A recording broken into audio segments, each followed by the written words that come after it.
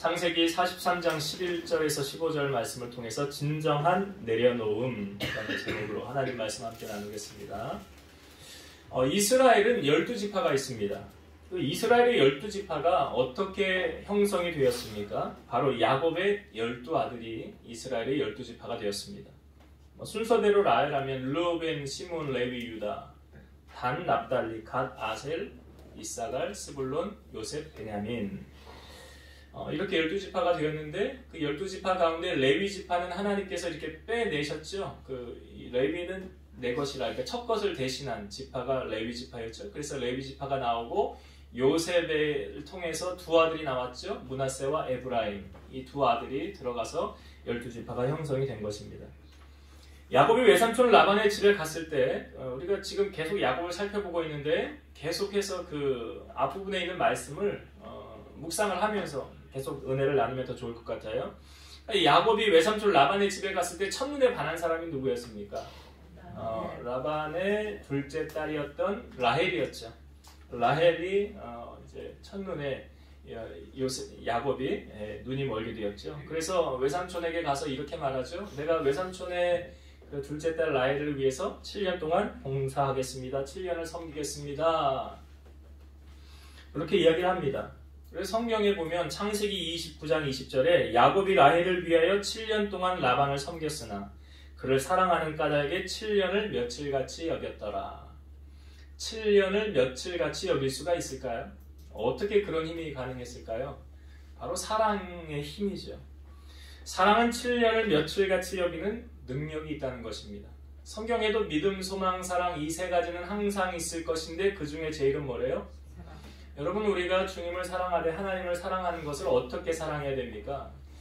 요한계시록 우리가 수요 예배 때 말씀 나누었지만 아시아 7교회 가운데 에베소 교회 있었죠. 에베소 교회 잘한 것도 있었어요. 근데 잘못한 것을 지적하셨죠. 뭘 잘못했대요? 너의 첫사랑을 잃어버렸느니라.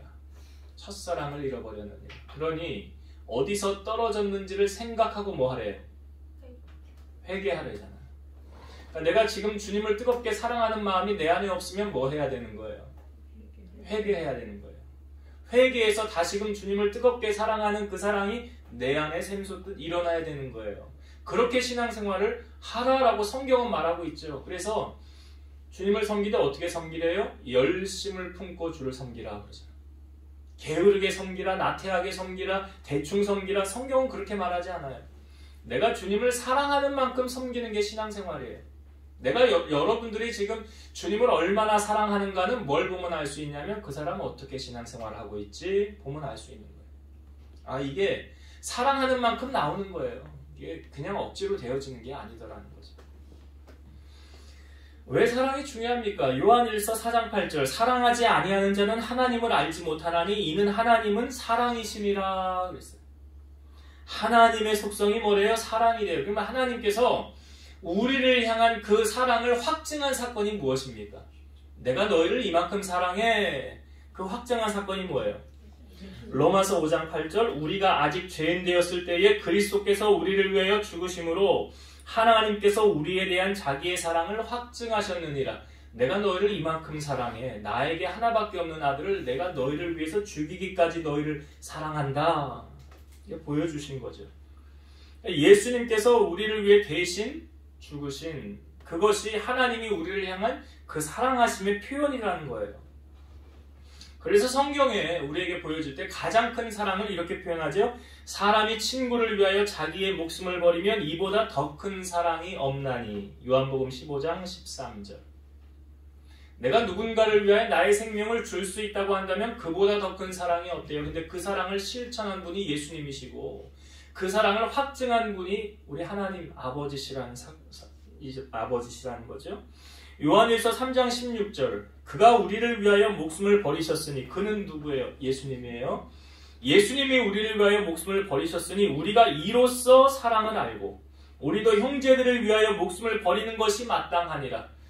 정말 예수님의 사랑이 내 안에 거한다고 한다면 우리도 예수님처럼 행하는 것이 마땅하다라고 성경은 말하고 있죠. 요한일서 3장 17, 18절 누가 이 세상의 재물을 가지고 형제의 궁핍함을 보고도 도와줄 마음을 닫으면 하나님의 사랑이 어찌 그 속에 거하겠느냐. 자녀들아 우리가 말과 혀로만 사랑하지 말고 행함과 진실함으로 하자. 그러니까 행함이 없는 믿음이 성경에 가짜 믿음이라고 그러잖아요. 그러니까 행함이 없는 사랑도 가짜 사랑이라는 거죠. 그러니까 신앙생활을 말로만 하는 사람이 있고 행함이 뒤따르는 사람이 있어요. 이 차이가 뭔지 아십니까? 집을 어디에 짓느냐하고 똑같은 거예요. 모래 위에 집 짓는 사람하고 반석 위에 집 짓는 사람이 있어요. 예수님이 말씀해 주셨잖아요. 나의 이 말을 듣고 행하는 자는 집을 반석 위에 지은 사람 같으리니 비가 오고 창수가 나고 물이 불어서 어려움이 와도 넘어져요, 안 넘어져요? 그러니까 신앙생활하다 픽픽 넘어지는 사람 있죠. 시험 드는 사람 있죠. 오래 못 가는 사람 있죠. 왜 그래요? 집을 모래 위에 져서 그래요. 그러니까 반석 위에 집을 지으면 전혀 흔들림이 없어요. 요동함이 없어요. 이렇게 야곱이 라헬을 사랑해서 7년 동안 봉사해서 이제 7년의 기한이 돼서 외삼촌에게 라헬을 달라고 해서 이제 그 야곱이 이제 들어가서 하룻밤을 보냈는데 다음날 아침에 일어나 보니까 라헬이 아니라 레아가 들어와 있다는 거죠. 그러니까 외삼촌은 왜 나한테 이렇게 했습니까? 그러니까 우리 지방에서는 동생을 먼저 보내는 그런 게 안 된다. 언니를 먼저 보내야 된다. 그래서 언니를 또 레아도 너에게 줄 테니까 네가 7년 동안 더 봉사해라 그러죠. 7년을 더 섬기면 레아도 주고 라헬도 줄게. 그래서 두 아내를 어떻게 보면 야곱이 얻게 되는 거죠. 근데 성경에 보면 하나님께서 이 레아가 야곱의 사랑을 받았을까요? 못 받았을까요? 야곱은 지금 라헬 때문에 7년을 봉사했죠. 근데 그 다음에 7년은 그냥 어쩔 수 없이 하는 이 라헬을 얻어야 되니까 레아도 네가 가져라 그러면서 7년을 하라니까 어쩔 수 없이 한 봉사였어요. 섬김이었죠. 근데 하나님께서 이 레아가 사랑받지 못함을 보시고 그의 태의 문을 여십니다. 그럴 때 보면 하나님은 참 공평하신 것 같아요. 그래서 아들 넷을 이렇게 순서대로 낳게 되는 거예요. 르우벤, 시므온, 레위, 유다를 아들 넷을 낳을 동안 라헬은 자녀가 없었어요. 그러니까 라헬이 그 언니를 시기해서 야곱에게 이렇게 말합니다. 내게 자식을 낳게 하라. 그렇지 아니하면 내가 죽겠노라. 셈이 난 거지요. 라헬이. 그러니까 야곱이요. 그때 화를 내면서 이렇게 말합니다. 라헬에게. 그대를 임신하지 못하게 하시는 이는 하나님이시니 내가 하나님을 대신하겠느냐. 아니 야곱이요 그렇게 사랑하는 라헬 아내를 그 앞에 두면서 화를 내면서까지 이렇게 얘기를 했다는 거예요. 그러니까 라헬이 자기가 아이를 못 낳으니까 자기의 여종 비라를 데려가서 야곱에게 주면서 동침해서 자녀를 낳게 하라는 거예요. 그래서 두 아들을 낳게 돼요. 이게 단하고 납달리예요. 근데 이걸 또 시기를 해서 레아가 자기의 여종 실바를 들여보내서 야곱에게 갓하고 아셀을 또 낳게 합니다. 그리고 나서 나중에 레아가 그 합한 채를 사는 사건이 있어요. 라헬에게. 그 합한 채를 이제 라헬에게 주면서 그러니까 언니가 그 대신 내 신랑 야곱에게 들어가서 그 들어가서 이사가라고 스불론을 낳고 또 딸 디나까지를 낳게 되는 거예요. 이때까지만 해도 라헬은 자녀가 없었어요. 야곱이 10명의 아들을 낳게 되지 않았습니까? 그럼에도 라헬은 자녀가 없어요. 성경에 보니까 하나님께서 라헬을 생각하시고 라헬의 소원을 들으사 태의 문을 여시고 아들을 주십니다. 그러니까 이거 보세요 여러분. 우리의 인생의 문제가 그러니까 라헬도 야곱하고 풀어서 해결될 문제 아니었죠. 누구하고 풀어야 되는 문제예요. 야곱이 말하잖아요. 그대를 임신하지 못하게 하는 게 내가 하는 거냐 하나님이 하시는 거 아니냐. 누구하고 문제를 풀어야 돼요. 하나님하고 풀어요. 여러분들 문제도 똑같은 거예요. 여러분들의 인생에 닥쳐진 모든 문제 제가 이 얘기 잘하잖아요. 문제의 출제자가 누구세요? 하나님. 그 답은 누구에게 있어요? 그렇죠. 하나님에게 답이 있는데 어디 딴 데 가서 문제를 풀려고 하면 풀려요? 안 풀려요? 라헬도 그런 거 아닙니까? 하나님이 이제 생각하시고 태의 문을 여셔서 아들을 주신 거예요. 그래서 라헬이 첫 번째로 태어난 야곱에게 11번째 아들이 태어났어요. 그 아들이 누굽니까? 요셉이죠. 요셉이에요. 요셉을 낳고 이제 그 라헬이 나중에 그 베델에서 이렇게 예루살렘 쪽으로 가다가 아들을 하나 더 낳게 돼요. 베냐민이라는 아들을 낳게 됩니다. 그 낳다가 노산이 되어서 라헬이 죽게 된 거예요. 아들을 낳고 죽었어요, 라헬이. 그 아들의 이름이 바로 베냐민이었죠. 이렇게 야곱에게는 12아들이 있었어요. 우리 어른들이 이런 말 합니다. 10손가락 깨물어 안 아픈 손가락 없다라고 말합니다. 맞는 말이에요. 안 아픈 손가락 없어요. 근데 그 손가락의 길이는 어떨까요? 똑같은 손가락은 거의 없지요. 야곱은 지금 요셉까지 태어났을 때 11명의 자녀, 나중에 베냐민 12자녀이지만 야곱은 자녀를 편애했을까요? 안 했을까요? 성경에 보여주고 있어요. 제가 읽어볼게요. 창세기 37장 3절과 4절. 요셉은 노년에 얻은 아들이므로 이스라엘이 여러 아들들보다 그를 더 사랑함으로 그를 위하여 채색옷을 지었더니 그의 형들이 아버지가 형들보다 그를 더 사랑함을 보고 그를 미워하여 그에게 편안하게 말할 수 없었더라. 자, 이 요셉, 그러니까 이 야곱의 입장에서 사랑하는 아내 라헬을 통해서 얻은 아들이 누구라고요? 요셉과 베냐민이 있었죠. 근데 요셉을 지금 태어나서 얻었는데 귀한 아들, 그래서 얘를 어떻게 해요? 더 채색 옷을 지어서 입혔더라. 왜? 여러 아들들보다 그를 더 사랑했더라 그랬어요. 그러니까 여러 아들들보다 아버지가 요셉을 더 사랑하는 것을 다른 아들들이 알았어요? 몰랐어요? 알았어요. 다른 아들들이 알았어요. 그 알고 나서 그 형들이 요셉에게 어떻게 합니까? 미워했더라. 형들이 요셉을 미워했더라. 그러면 요셉이 미움을 받은 건 누구 때문에 그런 거예요? 야곱 때문에 그런 거예요. 그러니까 아버지가 편애함으로 말미암아 형제들 간에 뭘 만든 거예요? 분쟁을 만든 거예요. 그러니까 집안 정치를 부모들이 잘해야 되는 거예요. 그래야 형제들의 우애가 좋은 거예요. 집안이 갈라지고 이런 거는 자녀들 간에 이게 잘못되는 거는 다 어디 누구의 잘못이 크냐면 부모가 잘못해서 그런 거예요. 야곱이 지금 잘못하고 있잖아요. 편애하고 있잖아요. 요셉만 이뻐하고 다른 아들도 이뻐하지 않는 거잖아요. 근데 더욱이 우리가 요셉의 별명하면은 꿈의 사람, 꿈쟁이라고 말하잖아요. 그러니까 요셉이 꿈을 꾸고 그 형들에게 이렇게 이야기를 하는 거예요. 뭐라고 얘기하냐면 내 곡식단은 서 있고 형들의 단이 내게 절하더이다. 그러니까 형들이 뭐라고 그래? 네가 우리 왕이 되겠냐? 근데 거기서 끝나면은 괜찮은데 또 꿈을 꾼 걸 얘기하는 거예요. 자기 별은 있고 11별이 나에게 와서 절하더이다. 가뜩이나 형들은 요셉에 대해서 좋은 감정 아닌데 요셉이 자꾸 말하기를 자기가 왕이래잖아요. 그러니까 얼마나 미움을 샀겠습니까? 그러니까 하루는 형들이 양을 칠 때 아버지가 요셉에게 야 형들이 잘 있나? 너 가서 형들과 양떼가 잘 있나? 가서 보고 와서 나에게 보고를 해라. 나에게 말해라. 그래요. 그래서 이 요셉이 형들이 있는 양 치는 곳에 세겜에 가서 양을 치는데 그곳에 갑니다. 이 형들이 요셉을 딱 보자마자 이렇게 말하는 거예요. 저기 꿈꾸는 자가 온다.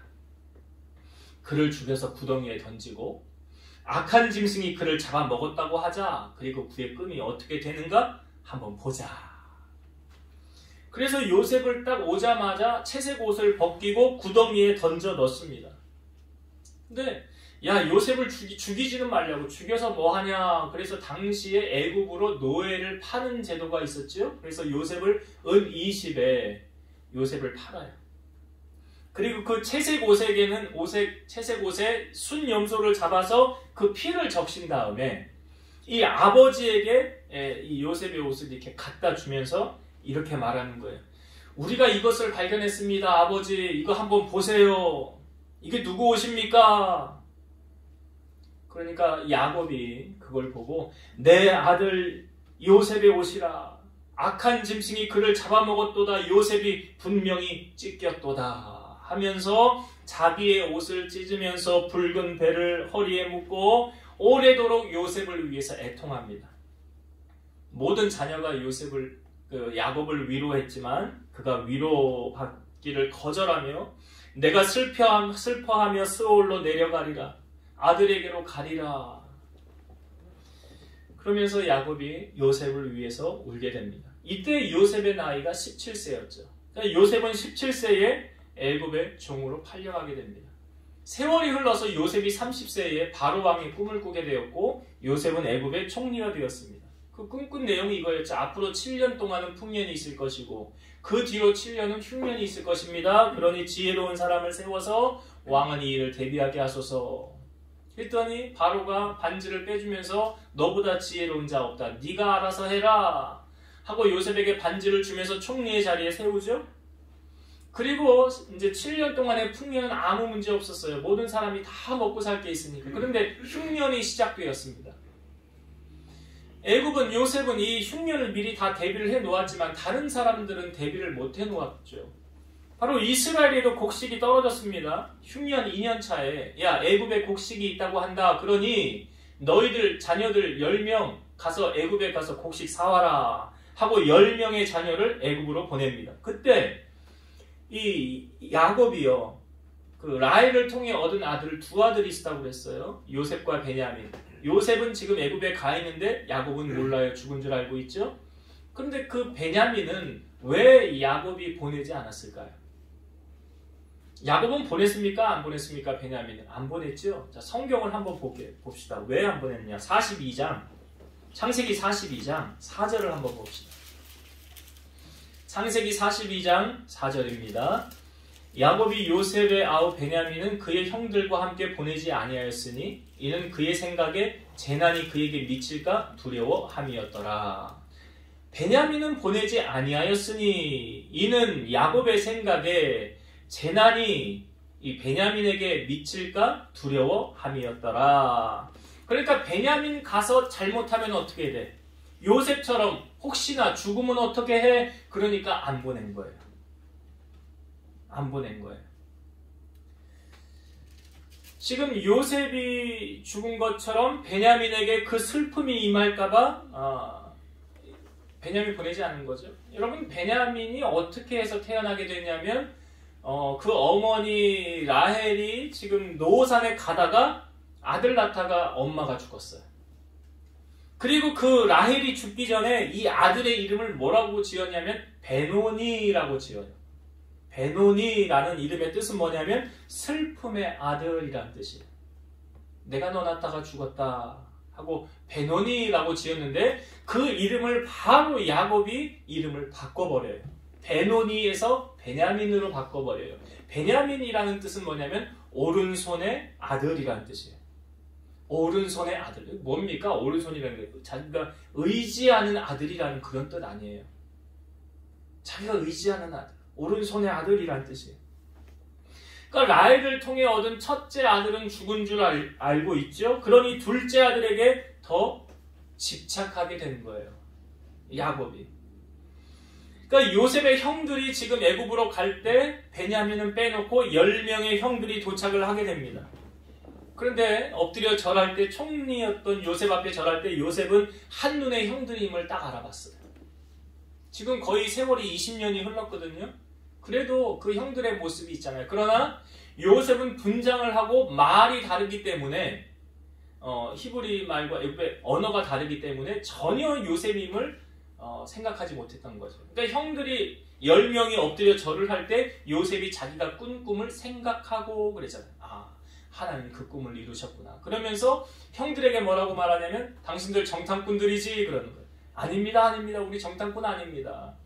우리 저 이스라엘에서 왔는데요. 우리 아버지가 있고요. 우리 형제 10명이고요. 그 아들이 2명이 더 있는데 한 아들은 사라졌고요. 한 아들은 아버지하고 있습니다. 그 사라진 한 아들이 누구예요? 자기 앞에 서 있는 요셉이에요. 한 아들은 사라졌고요. 그러면 너희가 정탐꾼이 아니라고 한다면 이렇게 해라. 너희 9명은 여기 갇혀있고 한 사람이 집에 가서 너희 막내 아들을 데려와라. 막내를 데려와라. 그러면 정탐꾼이 아닌 것을 내가 인정해주겠다. 근데 그때 그 형들이 가지를 않아요. 아유, 우리가 저번에 그 요셉 말이야. 걔를 그렇게 구덩이에 놓고 팔지 말았어야 되는데 우리가 지금 죗값 치르는가 보다 하면서 형들이 거기 3일길을 갇혀있다가 요셉이 나중에 와서 나는 하나님을 섬기는 사람인데 너희들 그럼 한 사람만 여기 남고 9명이 가서 식량을 가지고 가서 집안의 굶주림을 면한 후에 다시 너희들이 돌아올 때는 막내 데려와라. 그리고 이제 9명의 형들을 보내고 시므온이 갇혀 있는 거예요. 그러니까 집에 도착을 해서 9명의 아들이 아버지에게 이제 보고를 해야 되잖아요. 우리가 갔더니 집안 사정을 다 물어봅니다. 아버지는 잘 있냐? 뭐 그럼 막내 아들은 있냐? 그래서 다 얘기를 하고 다음에 올 때 그 막내 아들을 데려오려고 합니다. 베냐민을 우리가 데리고 가야 거기 있는 시므온도 구해올 수가 있고 양식을 다시 사올 수 있습니다. 이 말을 듣고 야곱이요, 베냐민을 안 보내겠다는 거예요. 베냐민 보낼 수 없다. 근데 애굽에서 가지고 온 식량이 이제 한계가 있잖아요. 그거 다 먹었어요. 식량이 다 떨어졌어요. 그럼 어떻게 합니까? 이제 식량을 사러 가야 되잖아요. 그럼 야곱이 베냐민을 안 보내면 식량을 사올 수 없다고 하니까 어쩔 수 없이 이제 야곱이 베냐민을 보내게 되는 거예요. 어쩔 수 없는 상황에 보내게 되는 거예요. 그래서 유다가 뭐라고 말하냐면 내가 책임지고 베냐민을 다시 데려오겠다는 거예요. 책임지고 올 테니까 아버지 좀 기다려달라. 여러분, 제가 앞부분에 말씀드렸죠. 야곱이 지금 베냐민을 안 보내는 이유는 뭐냐? 왜 야곱이 베냐민을 지금 끝까지 쥐고 안 보내려고 그랬을까요? 야곱에게 있어서 이런 질문을 한번 던져볼게요. 우리가 야곱이라 생각하고, 야곱은 하나님을 더 사랑합니까? 베냐민을 더 사랑합니까? 예? 베냐민. 예, 그런 것 같이 보이죠? 우리가 지금 봐도. 야곱 믿음의 사람인 줄 알았더니 아니었네. 가짜였네. 베냐민 더 사랑하네. 적어도 베냐민을 보내기 전까지는 야곱이 하나님보다 베냐민을 더 사랑하지 않았는가. 그런데 하나님께서 야곱을 지금 코너로 몰아가시죠. 어떻게 해요? 식량이 다 떨어지잖아요. 오늘날로 말하면 우리가 그냥 적용해보면 돈이 다 떨어졌네. 돈이 다 떨어졌어. 이제 어떻게 할 수도 없네. 이제는 더 버틸 힘이 없는 거예요. 그러니까 여러분, 하나님을 대항해서 이길 수 있는 사람이 있습니까? 없습니까? 없어요. 하나님 대항해 못 이겨요. 결국 하나님은 자기 뜻대로 다 하세요. 다 몰아가세요. 그렇게 환경을 만드시던지. 이제는 더 이상 베냐민을 품고 있을 수 없는 거예요. 그러니까 야곱에게 더 이상 네가 그 베냐민을 품고 있을 수 없다. 이제는 뭐 해놓는 거예요? 내려놓으라는 거예요. 하나님께서 야곱에게 내려놓음의 훈련을 지금 시키고 있는 거예요. 네가 내려놓으면 살지만 네가 움켜쥐면은 잃는다라는 걸 보여주고 있는 거예요. 누가복음 6장 38절 주라 그리하면 너희에게 줄 것이니 곧 후히되어 누르고 흔들어 넘치도록 하여 너희에게 안겨주리라. 너희가 헤아리는 그 헤아림으로 너희도 헤아림을 도로 받을 것이니라. 그러니까 나의 잔머리로 하나님 앞에, 그러니까 야곱 보면 얼마나 잔머리 능한 사람이에요.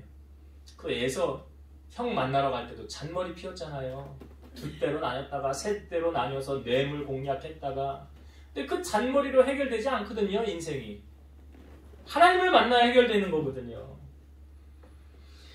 사도행전 20장 35절 범사에 여러분에게 모범을 보여준 바와 같이 수고하여 약한 사람들을 돕고 또 주 예수께서 친히 말씀하신 바 주는 것이 받는 것보다 복이 있다 하심을 기억하여야 할지니라. 예수님 말씀하셨대요.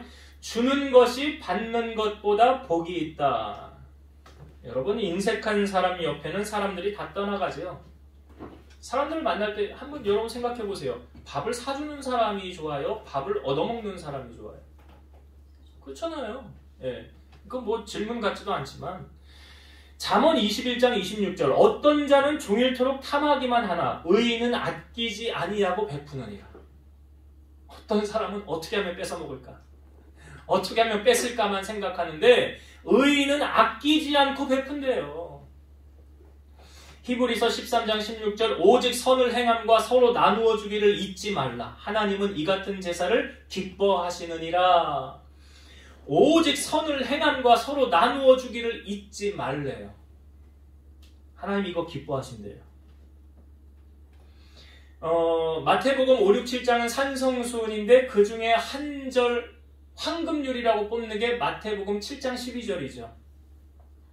내가 발라달라 사업장에서도 이 말씀을 나누었었는데, 그런데 그 말씀 앞부분에 어떤 말씀이 있습니까? 구하라, 얻을 것이요. 찾으라, 찾을 것이요. 문을 두드리라, 그럼 너에게 열릴 것이니라. 너희가 악한 자라도 좋은 것을 자식에게 줄 줄 알지 않느냐?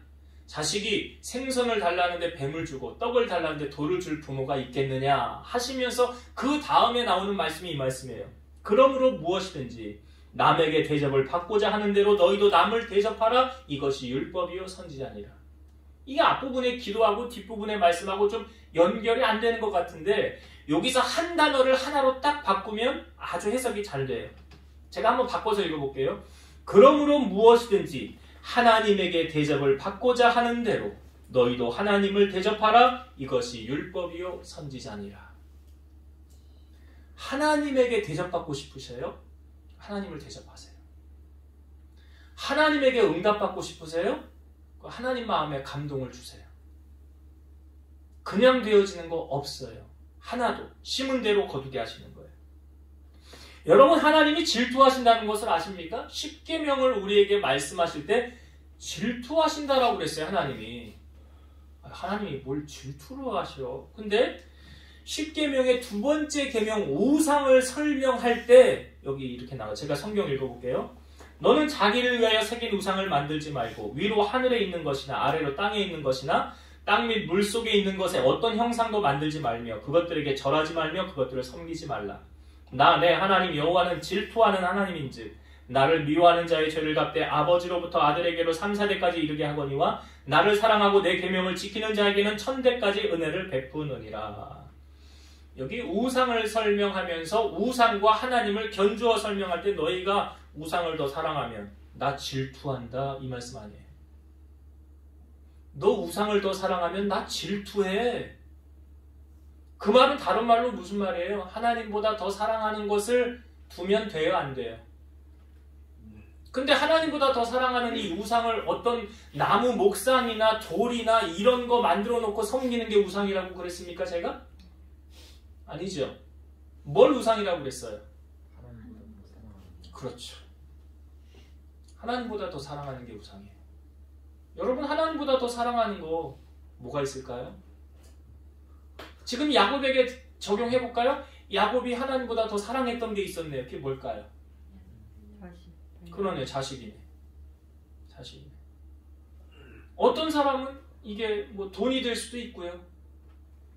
어떤 사람은 뭐 권력, 명예 이런 게 될 수도 있지 않을까요? 그래서 성경에서 보여주는 진정한 내려놓음, 야곱이 어떻게 보면 이제 하나님이 등 떠밀어서 내려놓게 하셨는데 성경에 보여주는 두 가지의 내려놓음을 보고 이제 말씀을 마치려고 해요. 첫 번째는 여러분 믿음의 조상 아브라함 있죠? 하나님이 아브라함을 부르세요. 아브라함아, 내가 여기 있나이다. 너 아들, 네 사랑하는 독자 이삭을 데리고 모리아 땅으로 가서 내가 너에게 일러준 산 거기서 그를 번제로 드려라. 그 다음날 아침에 일찍이 아브라함이 그 번제에 드릴 나무 불 다 챙겨가지고 3일길을 걸어갑니다. 도착을 했어요. 종들에게 이렇게 말합니다. 너희는 나귀와 함께 여기 머물러 있어라. 내가 아이와 함께 저기 가서 예배하고 우리에게로 돌아오리라. 우리가 너희에게로 돌아오리라. 야곱은 가면서도 이삭하고 같이 돌아온다는 말을 하고 있잖아요. 종들에게. 그래서 번제 그 나무를 이삭에게 쥐어주고 아브라함이 이제 불과 칼을 손에 들고 이제 동행하는 거에 산으로 이제 올라가고 있어요. 근데 이삭이 그 아버지 아브라함에게 질문을 던집니다. 내 아버지여, 불과 나무는 있거니와 번제할 어린 양은 어디 있습니까? 그때 아브라함이 이렇게 말해요. 내 아들아, 번제할 어린 양은 하나님이 자기를 위하여 친히 준비하시리라. 아브라함은 하나님이 너를 갖다 드리랜다 라고 말하지 않았어요. 하나님이 친히 준비하실 거예요. 산에 올라갔어요. 없어요. 준비한 게 없어요. 그러니까 제단을 쌓고 나무를 벌려놓고 이삭을 결박해서 눕힌 다음에 손을 내밀어서 칼로 이삭을 잡으려고 했습니다. 이 성경의 표현에 의하면 그때 이삭은 죽었대요. 죽은 거와 마찬가지래요. 근데 아브라함의 믿음은 어떤 믿음이었냐면 내가 죽여도 하나님이 다시 살릴 것이다 라는 믿음이 그에게는 있었다는 거예요. 그래서 아브라함이 이삭을 딱 내려치는 찰나에 멈춰라 그러는 거예요. 급하게 멈춰라 멈춰라. 제가 이 부분은 성경을 읽어볼게요. 여호와의 사자가 하늘에서부터 그를 불러 이르시되 아브라함아 아브라함아 하시는지라. 아브라함이 이르되 내가 여기 있나이다 하매 사자가 이르시되 그 아이에게 내 손을 대지 말라. 그에게 아무 일도 하지 말라. 네가 네 아들 네 독자까지도 내게 아끼지 아니하였으니 내가 이제야 네가 하나님을 경외하는 줄을 아노라. 아브라함에게 있어 이삭은 얼마나 귀한 아들이에요. 100세 얻은 아들. 외아들이라는 표현을 하고 있잖아요. 이스마엘이 있지만 참 아들 아니었고. 얼마나 귀한 아들이에요. 근데 하나님이 말씀하신 거 네가 사랑하는 그 아들 독자까지도 내게 아끼지 아니하였으니 이제야 네가 하나님을 경외하는 줄 아노라. 그러니까 하나님이 가끔 우리를 이제 보시는 거죠. 테스트 하시는 거 아닙니까? 그 상황 속에 던져놓고 네가 하는가 안 하는가 보자. 그래서 만약에 순종하면 하나님이 제일 우선순위가 되는 거고 최선이 되는 거고, 순종하지 않으면 그게 우상이 되는 거 아니에요? 그 우상, 그럼 하나님 앞에 테스트 불합격. 너는 불합격. 그걸 내려놓는 겁니까? 안 내려놓은 거예요. 진정한 내려놓으면 아니에요. 근데 아브라함은 지금 진정한 내려놓으면 됐잖아요. 하나님 앞에. 그 이후로 하나님이 아브라함에게 어떠한 시험도 허락하지 않았어요. 없어요. 그 이후로 시험. 아니 이것까지 통과됐는데 더 시험할 게 뭐가 있어요? 할 게 없는데요. 아브라함에게 시험할 게. 이게 오케이 된 거예요. 그럼 우리가 아브라함 믿음의 조상이라고 하는 거예요. 또 한 가지 내려놓음을 살펴볼게요. 공간복음의 다나 마태마가 누가복음에 다 보여지는 사건인데, 어떤 청년이 예수님에게 와서 질문을 합니다. 선한 선생님이여, 내가 무엇을 하여야 영생을 얻으리까? 예수님이 대답하시죠. 네가 어찌하여 나를 선하다 일컫느냐? 하나님 한 분 외에는 선한 이가 없느니라. 네가 계명을 안 하니 살인하지 말라, 간음하지 말라, 도둑질하지 말라, 거짓 증언하지 말라, 속여 빼앗지 말라, 내 부모를 공경하라. 그랬더니 이 청년이 선생님, 이것은 내가 어려서부터 다 지켰습니다. 돌아가려고 할 때 예수님이 한 말씀 더 던지십니다. 마태복음 10장 21절. 예수께서 그를 보시고 사랑하사 이르시되. 예수께서 그를 보시고 뭐 하사? 사랑하사 이르시되 내게 아직도 한 가지 부족한 것이 있으니 가서 내게 있는 것을 다 팔아 가난한 자들에게 주라. 그리하면 하늘에서 보화가 내게 있으리라. 그리고 와서 나를 따르라 하시니. 한 가지 부족한 게 있다. 야 너 그 재물을 다 팔아서 가난한 사람들 주고 그리고 나를 따르라. 그러면 하늘에서 보화가 너에게 있으리라. 자, 마가복음 10장 22절. 그 사람은 재물이 많은 고로 이 말씀으로 인하여 슬픈 기색을 띠고 근심하며 가니라. 그 사람은 큰 부자였으므로 그 말씀으로 인하여 슬픈 기색을 띠고 근심하며 가더라. 자, 이 사람은 예수님의 말씀에 순종한 거예요, 안 한 거예요? 안 했죠? 그럼 내려놓은 거예요, 안 내려놓은 거예요? 내려놓지 못한 거예요? 못 내려놓은 거예요. 예수님의 말씀에 불순종했어요. 그리고 나서 그 다음 청년이 갔을 때 제자들을 향하여 주님이 하셨던 말씀이 이거예요. 예수께서 이르시되 내가 진실로 너에게 이르노니 나와 복음을 위하여 집이나 형제나 자매나 어머니나 아버지나 자식이나 전토를 벌인 자는 현세에 있어 집과 형제와 자매와 어머니와 지식과 전토를 100배나 받되 박해를 겸하여 받고 내세에 영생을 받지 못할 자가 없느니라. 내가 버리면 어떻게 하겠대요, 주님이? 주신다는 말씀 아니에요? 내가 움켜쥐면요. 여러분, 자식 내 배에서 나와서 내 겁니까? 저는 우리 메아림이 우리 거라고 한 번도 생각한 적 없어요. 얘는 내 배에서 나왔는데 내 거지. 아니에요. 생명은 어디로부터 와요? 하나님이 주지 않으면 안 되는 거예요. 주신 분도 하나님이시고 데려가시는 분도 하나님이시라고요. 그러면 왜 이 아이를, 내 자녀를 왜 하나님의 방법대로 키울 생각들을 안 하십니까? 여호수아 시대 이후로 어떤 시대가 펼쳐졌어요? 하나님을 알지 못하는 세대가 일어났어요. 그 다음 세대가 아니라 다른 세대가 펼쳐졌다고요. 다른 세대. 하나님을 모르는 세대. 그랬더니 어떻게 됐어요? 사사기가 시작된 거 아닙니까? 흑암의 세월이 시작된 거 아니에요? 다른 건 다 놓쳐도 여러분 오늘 이 부자 청년을 보면서 얘는 못 내려놨구나. 그거 우리는 내려놓겠어요? 아니 부자 청년한테 손가락질 하지 말고 여러분 같으시면 하겠냐고요. 아브라함에게 말씀하셨던 것처럼 우리에게 그렇게 말씀하시면 여러분 하시겠어요? 오늘 보세요. 야곱의 진정한 내려놓음, 베냐민을 내려놔야 사는 거 아니에요? 왜 움켜쥐려고 그래요? 내가 움켜쥐지 못하게 하나님이 환경적으로 또 역사하시잖아요. 보내지 않으면 안 되는 환경으로. 자, 오늘 말씀에 다시 한번 봅시다. 오늘 창세기 43장 13절과 14절을 볼게요. 야곱이 내려놓자 어떤 일이 펼쳐집니까? 자, 13, 14절. 내 아우도 데리고 떠나 다시 그 사람에게로 가라. 여기 내 아우는 베냐민이에요. 베냐민을 데리고 떠나 다시 그 사람에게로 가라. 여기서 말하는 그 사람은 애굽의 총리 누굽니까? 요셉이에요. 14절. 전능하신 하나님께서 그 사람 앞에서 너희에게 은혜를 베푸사 요셉 앞에서 은혜를 베푸사 그 사람으로 요셉으로 너희 다른 형제와 지금 잡혀있는 시므온과 베냐민을 돌려보내게 하시기를 원하노라. 내가 자식을 잃게 되면 이르리로다. 내가 자식을 잃게 되면 이르리로다가 뭐예요? 하나님께 이제 맡기는 거잖아요. 진정으로 내려놓는 거 아니에요. 내 마음대로 구속하고 내 마음대로 장악하려고 하는 것이 아니라 이제는 하나님께 맡기는 거에 그게 진정한 내려놓음이에요. 여러분의 삶을 하나님께 맡기셨습니까? 여러분의 사업장 하나님께 맡기셨습니까? 그러면 왜 내가 주장하려고 그래요? 왜 내 마음대로 하려고 그래요? 하나님께 맡기셨으면 누가 이끌어가게 하셔야 돼요? 너의 경영을 누구에게 맡기래? 성령에. 여호와께 맡기라 그러잖아요. 근데 아직도 내가 쥐고 하려고 그러잖아요. 내 맘대로 하려고 그러잖아요. 내 주장대로 하려고 그러잖아요. 자식도 내 맘대로 하려고 하잖아요. 내 소유니까. 아니라고요. 성경을 잘 보세요. 내 맘대로 되어지는 게 아니라고요. 누구 뜻대로 되어지는 거예요? 하나님 뜻대로 되어지는 거예요.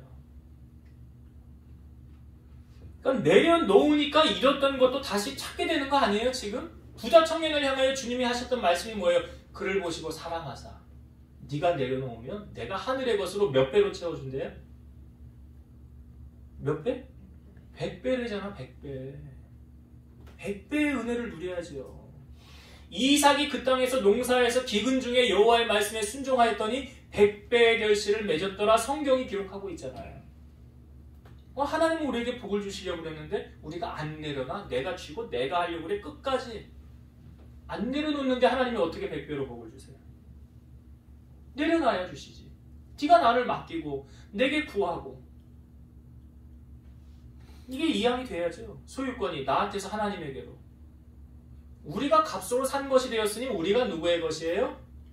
하나님의 것이면 나에게 속한 모든 건 다 누구 거예요?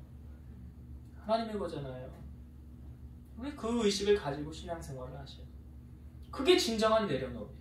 그렇게 되어지면 잃었던 것도 찾게 하시고 생각지 못했던 하나님의 은혜가 내 삶 가운데 부어지는 거예요. 말씀을 정리하고 마치겠습니다. 여러분, 우리가 이 땅에 언제까지 살지 몰라요. 여러분 내일을 알고 사십니까? 튀르키예에 이렇게 지진이 날 줄 몰랐잖아요. 몇만 명이 죽었어요. 내일을 모르고 살면서 우리의 인생을 여러분 내가 쥐려고 내가 계획한다고 그 계획대로 됩니까? 안 돼요. 하나님이 이끄시는 대로 된다는 사실을 여러분 아신다고 한다면 오늘 여러분들이 쥐고 있었던 하나님보다 더 사랑했던 그 모든 것 다 내려놓으세요. 말로만이 아니라 삶으로, 행함으로 보이시란 말이에요. 아브라함처럼. 그렇게 되어질 때 하나님이 오케이 됐어. 너는 테스트 합격. 내가 잃었던 거 다 돌려줄게. 다 찾아줄게. 회복시켜줄게. 그 은혜가 어디로부터 와요? 하늘로부터 오는 거예요. 오늘 야곱이 잃게 되면 이르리로다. 안 놀려고 했잖아요. 끝까지. 근데 하나님이 환경적으로 몰아가셔서 놀 수밖에 없는 환경으로 내려놓았을 때, 그리고 야곱의 시선이 여러분 보세요. 14절에 전능하신 하나님께서 라고 말하고 있잖아요. 누구를 바라봐요? 세상을 바라보지 않아요. 믿음의 사람은 누구를 바라보니까 환경을 바라보지 않아요. 하나님을 바라보는 거예요. 그때에 하나님 은혜가 임하는 거예요. 오늘 우리 살아가는 성도들의 시선이 하나님을 향하고 진정에 내가 사랑했던 모든 것 다 하나님 앞에 내려놓음을 통해서 하나님이 주시는 100배의 축복을 누리고 살아가는 주인공 되시기를 주의 이름으로 축원드립니다. 기도하시겠습니다. 살아 역사하신 하나님 감사합니다. 우리 하나님은 우리가 하나님보다 더 사랑하는 것을 질투하신다고 하셨습니다. 그래서 하나님은 그것을 내려놓기를 원하십니다. 우리의 삶 가운데 하나님보다 더 사랑했던 것이 혹시 재물이었습니까? 돈이었습니까? 아니면 내 혈육 자녀였습니까? 내 부모였습니까? 아니면 높은 자리 권력이었습니까? 그 어떤 것도 다 부질없는 것이고 사라질 것이오니 이 영원한 것은 하나님 한 분밖에 없음을 고백하고 그 하나님만을 가장 사랑하고 그 하나님을 위해서 우리의 모든 것을 내려놓을 때에 하나님께서 모든 것을 회복시키시고 잃었던 것을 찾게 하시고 막혔던 것이 열려질 줄로 믿사오니 이런 은혜가 우리 성도들 삶 가운데 임하게 하옵소서. 예수님 이름으로 기도드리옵나이다. 아멘.